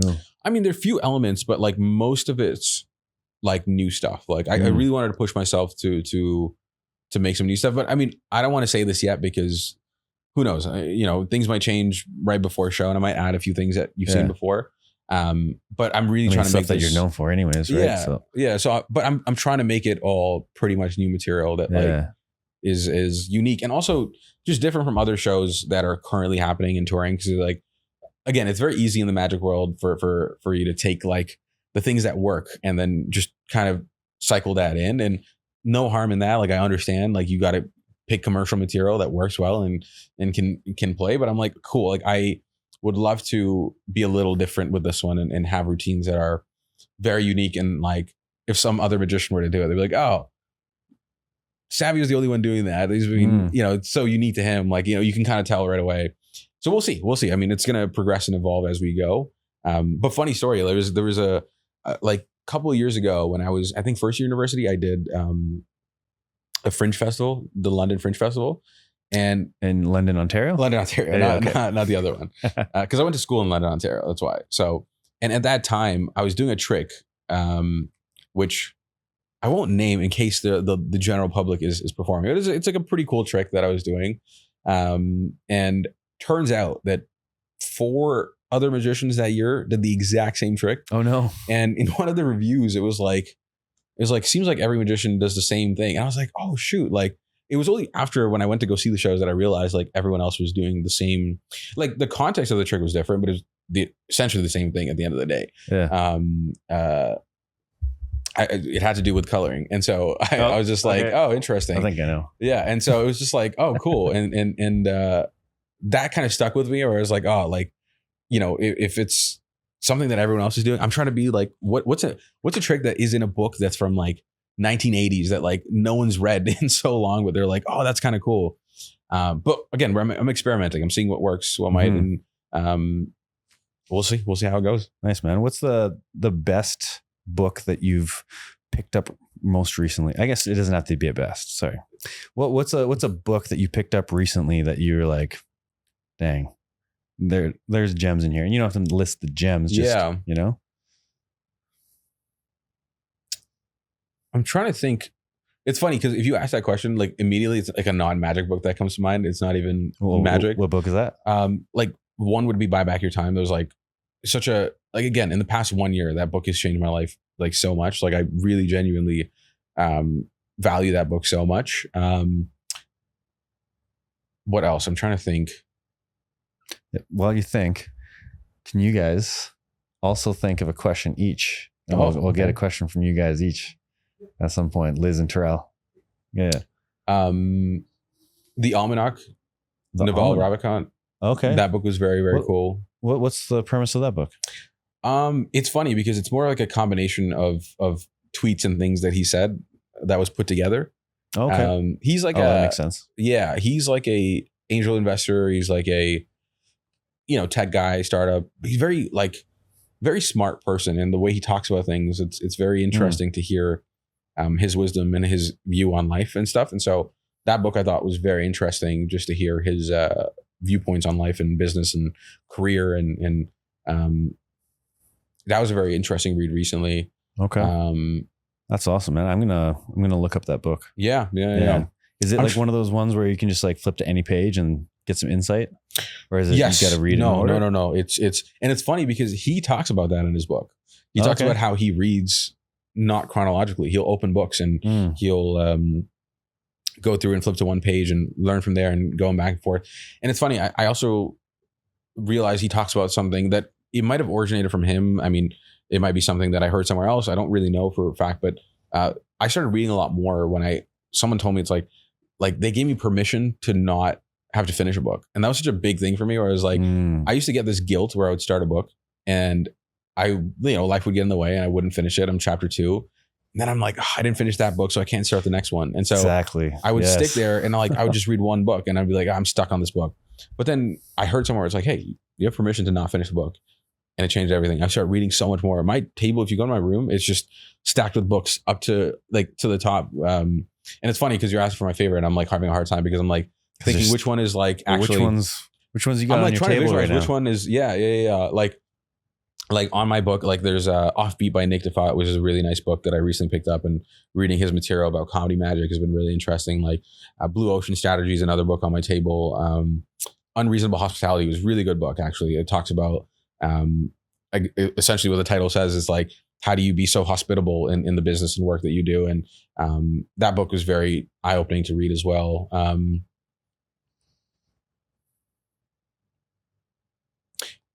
Steal Like an Artist and Show Off Your Work are 2 books that sit on my table all the time, and I refer back to them whenever I can. It's such an easy read, but like it gives me that spark of creativity whenever I need it. I'm trying to think. We'll put all these in the show notes. Yeah. What about magic book? I mean, I guess you listed a couple, but like, no, I really mentioned one magic book. It was just the one. The Nick Default book that was really good. Offbeat, right? Comedy magic. Yeah. Because Nick Default is very like, it's like a Matt King, like very unique. Okay. All his materials. Him, so. His stuff is very, very unique. It's funny because you read his book and you're like, I could never do this because it's so him. You know what I mean? Like, what's that routine where it's like it's like you make a sponge ball appear and you keep making it appear. Oh yeah, I've seen people do it before. Yeah, he does that with a puffer. So he had a puffer made for it, and so what do you mean? Like he has like an inhaler puffer thing. And he does it with that where he's like boom, and it appears. It's like it teaches you how to do it, but it's just like that's so him. Like I would never be able to do that routine, but it was very cool to read about that and see how he was able to accomplish that. Yeah. Okay. Magic book. What else that I recently read? I just recently read The Legacy, Wayne Dobson. It's like his collection of his work. A lot of material, like insane amount of material in there. Yeah, okay. It's 3 volumes. It's a lot. So it take some time to kind of go through it, but just to see his work and he was such a working professional, just to be able to see like how he was able to build his career out. It's so funny. I never talk about magic books. So like, I'm just like, what other magic gems do I really enjoy reading? Yeah. I mean, anything Banachek, like his PS1, 2, 3 are just phenomenal books. Like I refer to them whenever I can. I always feel like I learn something new. Like I'm like, oh shoot, I completely forgot about that. And some of the things that you learn, you're like, can I try this? Like, is this something I can implement? And you go out and you try and you're like, whoa, like I've been reading a lot of going through Peter Turner's work, of course, lately. That's like, yeah. I mean, I didn't discover his work until not that long ago anyways, but dude, he's diving in. It's like, dude. Yeah. His thinking on magic is very cool. And you can tell he puts a lot of time into the nuances and like the little details. And I met him at Blackpool last year. Yeah, we were at Blackpool. Yeah. Were you in the same performance, in the same room Were you at the second show? No. I went to the first one, and then the larger room. Yeah. Okay, because I went to his second one. Yeah, and I was the one that caught the ball. Oh, no way! That's so sick. he made me say elephant. Right. Yes, I know. I remember. I haven't got to it yet. I'm like almost. I almost want to just like leave that as a moment of just like. He teaches that though. I know. Yeah, but like, I almost want to leave it as like it's so good. I just have my mind blown because I love that feeling. Yes, because I love giving that feeling to other people as well. So I'm debating. Should I just read about it or should I just leave it? Yeah, because I know you know how it works. Yeah. He's taught elements of that. Just destroyed my brain. Oh, man. Absolutely fried. It was good. It was really good. Yeah. Yeah, man, he's great. There's so many. Again, it's one of those things where like I'm always like flipping through things and referring back to books, and like for me, magic books are like textbooks. Like I'm always just like flipping through things and reading about this one thing that I'm like, oh shoot, like I remember seeing that here, and like that helped me connect the dot over here, and how are you with what are your thoughts actually on, because I hear this a few times, or heard this more than a few times from other magicians where it almost seems like you got to be like a historian in magic in order to progress, where it's like the way that I've always approached it is like I learn something and then I just go use it in the real world. Right. And then I almost forget where it came from. I mean, I don't know if you have to be a historian, but I feel like there's some value in learning like what was the progression of something, like you see the end result, but like, how did he get there? Like, what were the steps needed to get there? I think that helps sometimes. Like how someone evolved the trick. Yeah. Yeah. Like how did it evolve from A to Z? Yeah. I mean, I guess like we as creators, like always, like we should push ourselves to like learn more and understand like how things work and why it works the way it does. And sometimes we get a deeper understanding for something when we can see the progression, the history behind it. I'd be lying if I said like I was big on the history of everything that I look at. There's some routines where I'm like very interested. I'm like, I'd love to know how we got to this point. Like, what is the history about who did what and who learned this? But yeah, it is interesting. I mean, it is also part like paying homage and like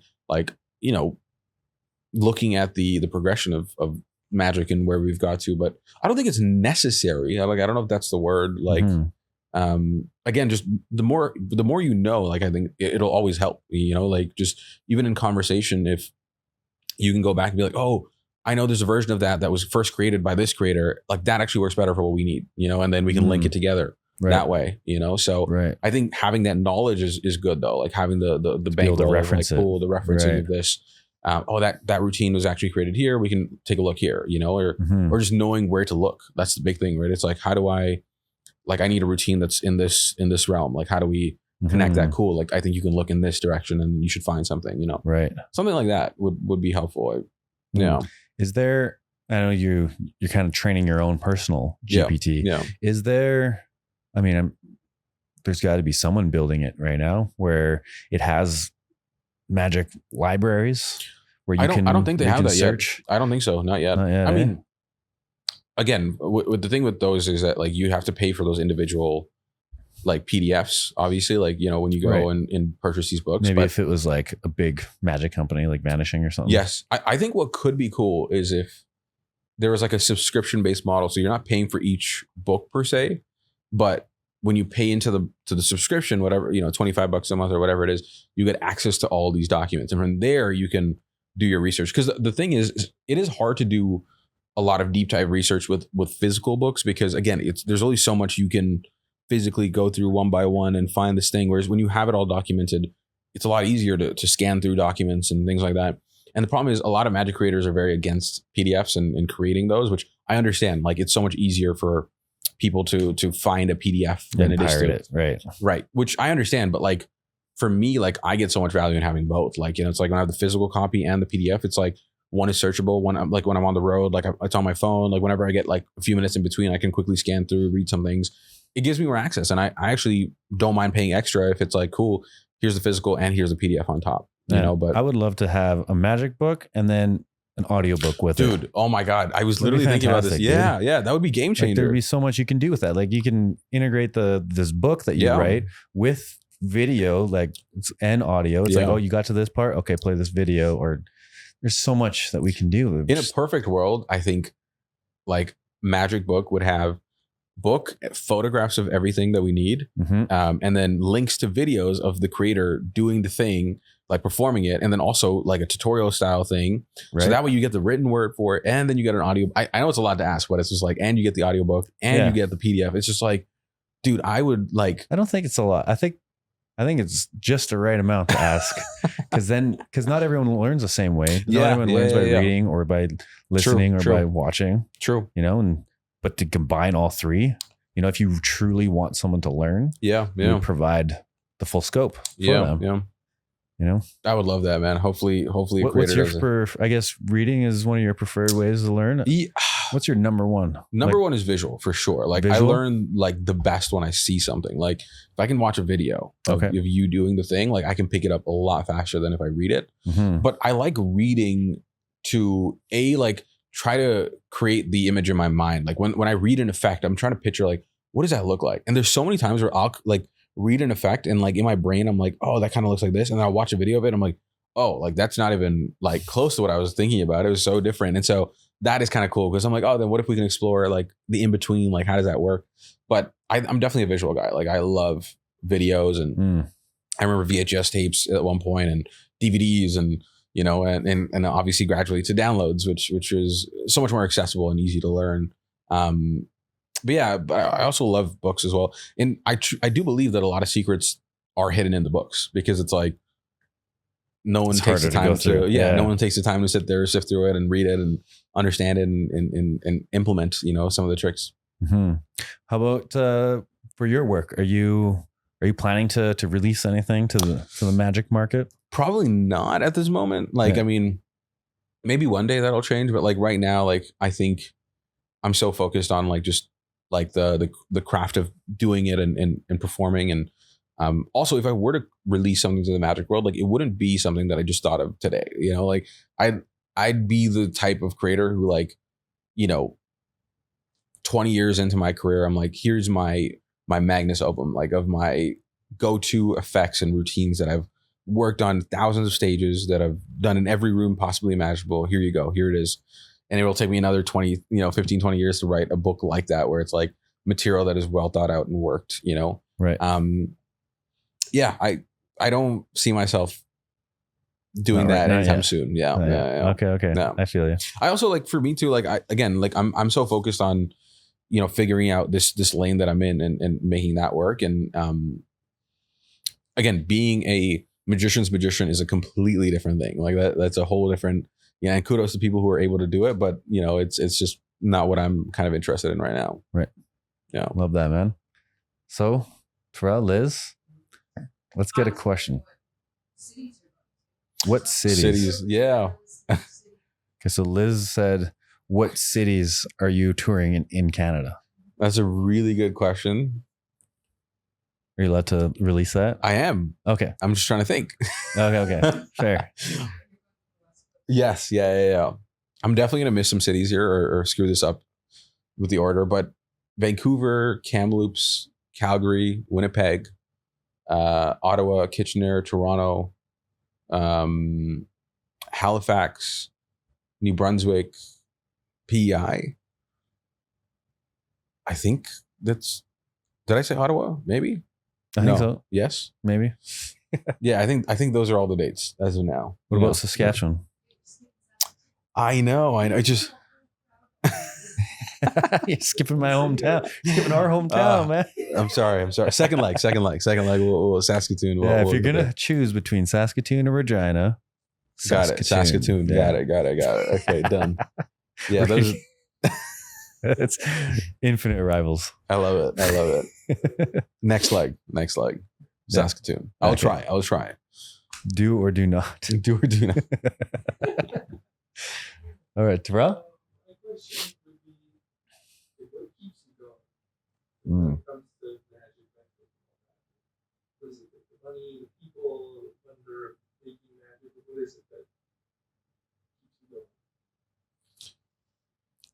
Terrell asks, what keeps you going?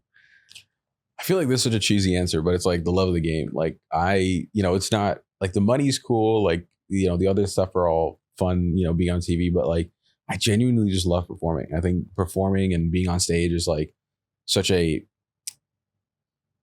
like exhilarating feeling. Like it is a high that cannot be replaced. It is one of those things that I absolutely love doing.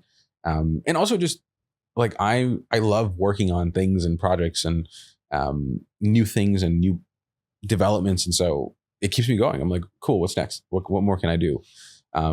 But at the same time, I'm also learning to enjoy the moment as well. Like just, today is the life that I dreamed about 5 years ago. And it's just like, sometimes you got to like sit back and go, cool, like this is it. Like look around. You look around, this is my life. Yeah. Dude. Yeah. What the heck? Because again, it'll come and go very quick, and even Got Talent, man, like it was what 8-9 months of my life. But like looking back now, it was like a blink. It was like I could blink my eyes and it was done. It was like, boom, so quick, and I'm glad I got to document parts of it as well. Would you do it again? Would I do it again? Maybe. I don't know for certain. Allowed to do it again? Yeah, there's no rules. Really? Yeah, you can compete. Yeah. Okay. Yeah. Or would you do a different one, like America's or like? So I did get approached by 2 other Got Talents that one didn't really go anywhere. The other one we kind of just talked, and I wasn't really sure. The honest thing is, it's a lot of work, and for me, I'm like, I did think I got what I wanted out of this Got Talent run. There might be a point in time where I'm like, hey, let's do this again. I think there could be something interesting here, but for the time being, I'm like, I think I'm okay for now. Could someone go and like just tour the Got Talents and do all of them? It is possible. There are people who've done it. There's people who've definitely done it because there's certain acts that like they do so well. Like there's one guy, I forget his name, but it's like he's this guy that comes on and like he'll like strip down naked and like he'll wear like a cloth here and then like he'll stack up plates and then his whole act is like he pulls the cloth out really fast. And so it's like it's such a funny thing, but he's been on every Got Talent. Like, I think he just did Canada's Got Talent as well. Is it the same guy that's on TikTok doing that? I think he's a Japanese guy. I could be wrong. You know what I'm talking about? This guy. He's an Asian guy who like he does like he like covers his private parts and he like will again pull the cloth away really quick. And it's just I don't even know what his name is, but he's hilarious. But he's done every Got Talent. Like he's been on America's Got Talent, Britain's Got Talent, like. Which I think Canada's Got Talent. Which I think the talent teams reach out because his clips always go viral, like stupid viral. Okay, so high stakes, like if he screws up, his junk is just out there. That's so funny. Yeah, I love that, dude. Yeah. So what? I mean, we know what's next. We know what was before. What's currently going on in your head, like these days, like. What are you dealing with? What are you successful with? How's your mental landscape?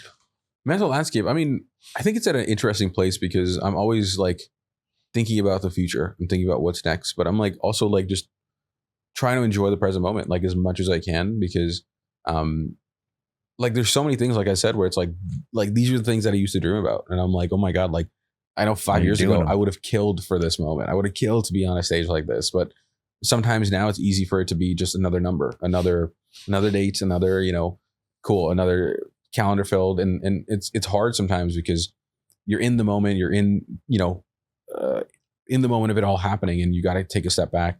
I'm also just like making sure that I'm aligning myself with things that truly bring me happiness. Like that's a big thing for me. It's like, does this really make me happy? It's like, no, then cool. Like, next thing. And that goes with everything, business, friendships, family, like everything. It's like, I'm trying to, be at a position where like, I'm not expecting anything from anyone, I'm just kind of doing my own thing and trying to, help people along the way and just bring more magic to people, And so, just enjoying the moment. One step in front of in front of the next, and excellent. Seeing what else I can do. Love it, dude. Yeah. Love it, man. Dude, yeah, we've learned so much about you, man. I want to thank you. Man, I thought I was just blabbing for so long. I don't know. No, dude, you're sharing some excellent insight. Thank you, man. Very, very valuable for people to listen to this. I hope I learned a lot. Oh, Thank you, man. I really appreciate your time and you coming out here, man. And finally, after I think we've been trying to set this up for months, man, months, dude. The date's always just something, but I'm glad we made it happen. Yeah, finally. Yeah, man. I'm excited to do more and hang out more and yes, sir, and jam more and see each other more than just at Blackpool. Yes. Oh my God. The other side of the world, you know, it's got to be in London. Oh. Yeah. Because what was it? We didn't see each other the whole year. I know, and it was Blackpool again. It was yeah. Are you going to the next one? I want to. I mean, it's depends, right? The past 2 years, yeah. That's where your whoa, words. Where do they go? After Christmas season, you're going to do and continue the tour. I'm looking to. So like we'll see. Will that like be again, the States? We're looking at some dates in the States as well. Oh. We'll see. Like it just really depends on the market and like what makes sense and nailing down the model of ticketing model. Yes, exactly. And replicating it down there. And I also like, again, because it's an independent tour, like everything is self-funded. So yeah, again, I got to be a little bit more careful with it. Like I don't want to bite off more than I can chew. Right. I mean, I'm a risk taker. I'm all about it. But at the same time, I'm like, cool. Like because we have the resources, let's be smart about this. Like, let's not just blindly go all in and you know, let's be systematic, figure it out and see what we can do. And just working on it, you know, seeing what's possible. So maybe Blackpool, maybe even like the past 2 years, like Blackpool has been such a last minute like decision. Like it's literally like the month up where I'm like, oh, I actually am free. Like, let me book tickets. Let me figure it out. But it would be cool to be back, man. It's been a very cool conference to attend and there's honestly nothing like it. So it's always fun and seeing all the UK friends. It's a very cool magic scene out there, you know. I would love for it to align with like a Darren Brown show day. Like that would be my dream. Like I would go there, catch Darren Brown live and then go see Blackpool. Like that. Yeah, they got to get him. Oh, if they got him, that'd be crazy. I don't think he would ever do it. A second date. Or not a second date, an extra. A fourth date. Yeah. You know what? It's so crazy, but like the past few years of going, I was like, they should have had the fourth date. Like I thought, I'm glad they did it because it's like people fly in from everywhere for that. So it's like, might as well do 4 days then instead of the 3. So I'm excited for that, but we'll see, man. It's going to be a decision next year, January, where I'm like, let me see. You know? I'm probably going. I'll probably be there. Yeah. I'm about 80% yes. Yeah. At the moment. Yeah. I want to say I'm like a 60%. Like there's a big part of me that wants to go, but there's also like, I did just remember though, this last year, because I committed, I did say no to 2 gigs. You told me about this when we were there. Yeah. So I was like, which hurts, but like, it's okay. It's okay. It will come. Yeah. Just because you say no to it now, just honestly, it makes them want you. That is true. More later. Yeah, man. So how about we wrap this all up with your just some words to people that are just like maybe they're just starting magic or they're like wanting to make that leap into the full-time world. I mean, I think my biggest advice is really just to go out there and get as much stage time as possible, whether it's, you know, in front of, I don't know, family, whether it's in front of, you know, random events that you're getting hired for, because like time on stage can never be replaced. You know, like you can only read so much, you can only watch enough videos. A lot of learning comes from stage. And also just like be okay with failure, like, you know, failing. I know some of this sounds very cliche, but it's like, it's the truth, you know, like once you make a mistake on stage, that's when you go, oh, I'm probably never going to do that thing again to make sure that I don't go down that route. Not to say you'll never fail again, but it's just like when something goes wrong, that's when you're like, oh shoot, why did that go wrong? Okay, great. And so it's like, it's a 2-part. It's like fail, but also analyze what went wrong and then how you can fix it. And the number 3 is probably like, just be hungry to learn, you know, like it's like back to what I said earlier. It's like, don't take no for an answer, figure it out. Like, even if you think, that won't work, I don't think I can, like, yes, you can just figure it out. Like figure out another solution, figure out another way. If it's funding, it's like, how can you raise funding? What if you ask family? What if you ask investors? What if you got grants? What if you got sponsored? You know what I mean? Like there's always like a route. And the thing is you can't, I always look at that image where there's that photo that always floats around where there's like, it's like 2 people, one where it's like a diamond mine and like he's like picking away and like one guy stops like a millimeter away from reaching the diamond. It's right there. It's right there. And exactly. Yeah. And most people are like that where they'll dig. And then at one point they'll stop and it's just like, no, like that's just not good enough. Like keep going until you get to that answer. So that's always in my mind. So yeah, just be eager, do as much as you can, many shows, and then embrace failure. That's it. No. Love that. Yeah. Savio, thank you so much, dude. Thank you, man. Thank you for having me. Yeah, man. So where can people get tickets and tickets? Where are you going to have that? My website. So saviojoseph.com/tickets, or my Instagram, social media at Savio Joseph TV. You can find me everywhere. So come catch me on tour. Sick. Can't wait to see your show, man. Yes, sir. Awesome. Thanks, everybody.